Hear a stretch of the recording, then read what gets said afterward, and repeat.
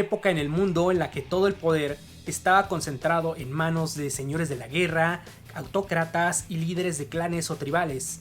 Estas personas, además de guerrear y conquistar, tenían la función de decidir cuándo se violaban o no las reglas del clan y de la horda.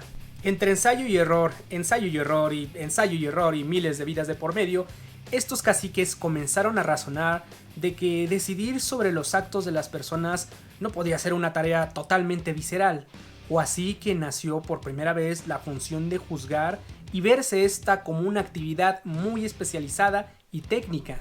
Bienvenido a Favor Libertatis, porque en esta ocasión te hablaré de la fuerza de las y de los jueces. El origen del juicio.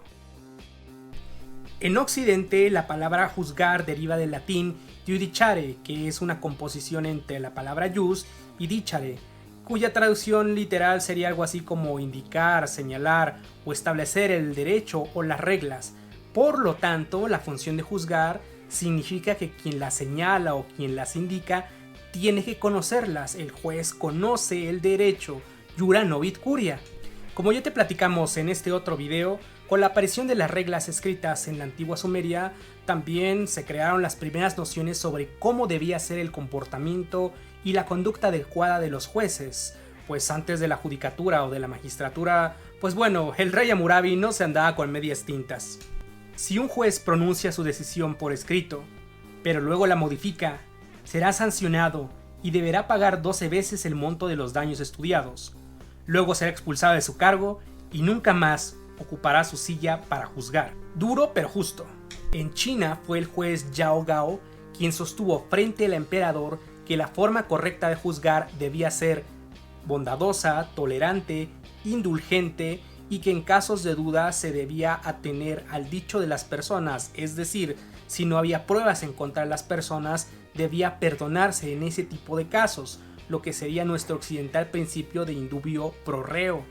En Egipto antiguo, el visir y la Kembet tenían funciones para restaurar la justicia, pues el equilibrio estaba en manos de la diosa Amat, prima lejana de Temis. Es por ello que los funcionarios tenían que pasar rigurosos exámenes de conocimientos sobre las leyes para poder ejercer la función de juzgar. Por lo tanto, se requería que los funcionarios fueran honestos, conocieran las leyes del imperio y las aplicaran con objetividad e imparcialidad.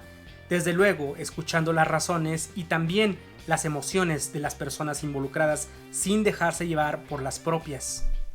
Por su parte, los vikingos del Midgard encargaban la función de juzgar al Jarl, que amaba el principio de inmediación. Es decir, para resolver la disputa, las partes debían expresar todas sus razones y pruebas frente al mismísimo Jarl, quien a veces dictaba su veredicto de manera objetiva, pero también muy severa. En la África subsahariana, la justicia tradicional se ha llevado a cabo bajo la sombra de un árbol, pues la función de este es la de proteger, dar cobijo. De hecho, todavía se siguen llevando juicios bajo la sombra del árbol y es el símbolo de la Corte Constitucional de Sudáfrica, por ejemplo. Y como todos sabemos, en la Roma los judex tenían que resolver un caso a través de un procedimiento, a través de fórmulas y ritos. Las conclusiones son claras: distintas culturas, distintos continentes y distintas épocas. Los rasgos de las y los jueces tenían que estudiar, tenían que escuchar, debían de proteger y sobre todo resolver un conflicto. Estudiar, escuchar, proteger y resolver. Vale, hasta aquí muy bien. Si los jueces antiguos debían escuchar y proteger, ¿cómo es que los jueces actuales llevan a cabo su función? Y bueno, por el momento nos ahorraremos todas las etapas de un procedimiento, es decir, cada uno de los pasos encaminados para crear o producir una sentencia. Pero el punto importante es que las y los jueces no solamente crean esta sentencia a través de lo que revisan, sino se auxilian de otros servidores públicos, secretarios, escribanos, oficiales, actuarios, redactores o cualquiera que otra sea su denominación en América o en Europa. El punto importante aquí es que existe una cadena productiva pública para crear una resolución, ya sea oral o escrita. Esta pieza es la forma en que los jueces se expresan o hablan. Y ya sé que parece una obviedad, pero las y los jueces hablan a través de las razones que se expresan en sus sentencias, con toda la información de la que tienen a la mano, ya sean pruebas, escritos, documentos y todo lo que se ha dicho frente a ellos en las audiencias. Y toda esta información se contiene en libros gigantes o discos duros a los que llamamos expedientes, expedientes virtuales o constancias.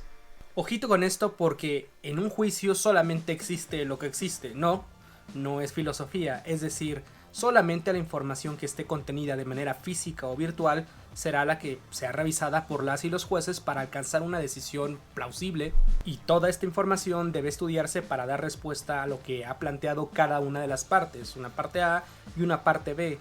De esta forma también la experiencia y el análisis de las y los jueces es de vital importancia. Por lo tanto, no solamente basta con lo que cada una de las partes dice, sino también la forma en que se prueba lo que han dicho. Y mucho cuidado porque, bueno, si alguien, dependiendo del tipo de tema del asunto, acusa o trata de imputarle a una persona algo o no haber hecho algo, pues también deberá encontrar la forma de probarlo, es decir, crear un razonamiento probatorio, conectar tal situación con lo que se pretende demostrar. En otros casos, cuando se estudian los derechos, se tiene que argumentar cómo es que tal o cual derecho y libertad se ha visto vulnerada o violentada y la forma de reparar adecuadamente, es decir, las y los jueces tienen que dar contestación a los argumentos que cada una de las partes han vertido y estudiarlo efectivamente. De esta manera se podrá construir una protección más adecuada. En Asia, Europa, Latinoamérica y México, las y los jueces construyen sus razones a través de lo que se prevé en las leyes, la Constitución o en los tratados internacionales, y por muy obvio y reiterativo que esto pueda parecer, evidentemente se tiene que conocer cuáles son estas reglas. Las y los mejores jueces no son aquellos que redactan 700 cuartillas o que pueden manejar la mayor cantidad de conceptos abstractos por segundo, sino serán aquellos que pueden resolver de manera objetiva y clara un problema que se les ha planteado, para así restaurar el equilibrio roto, e incluso cuando estas razones previstas en sus sentencias puedan ser muy fuertes. Justice is served. No siempre las sociedades conocen lo que hacen las y los jueces, y es por ello que, bueno, sobre su trabajo se han creado muchos mitos y sobre todo mentiras. Si son corruptos, si venden la justicia al mejor postor, si son maiciados, entre otras cosas. Y si bien algunas de estas situaciones han acontecido en diversas épocas y latitudes, pues bueno, el discurso político siempre prefiere generalizar y atacarles. Y por favor, no me malinterpreten, con esto no quiero decir que debe fomentarse la impunidad, debe combatirse efectivamente la corrupción, pero cuando se señala también debe de probarse lo que se señala. Así, juzgar implica tener valor para tomar en ocasiones decisiones que son impopulares o inesperadas, en ocasiones concediendo la razón a una parte en detrimento de la otra, o incluso abriendo terceras vías a temas que originalmente no habían sido planteados. En no pocas ocasiones en la historia, las y los jueces han recibido amenazas y presiones, o incluso se han enfrentado a vendavales de carácter político y económico, por lo que deben resistir los embates como si fueran diques. Y es que al final del día, las y los jueces únicamente cuentan con las razones de sus sentencias para legitimarse frente a las sociedades a las que sirven, efectivamente, servir y proteger a pesar de los vientos adversos. Así, quienes han escogido el camino para juzgar y proteger obtienen su fortaleza de algo más importante que la reputación personal, las prestaciones económicas o la popularidad del momento. Juzgar siempre ha sido una forma legítima y digna para ayudar a resolver los problemas de las sociedades a las que servimos.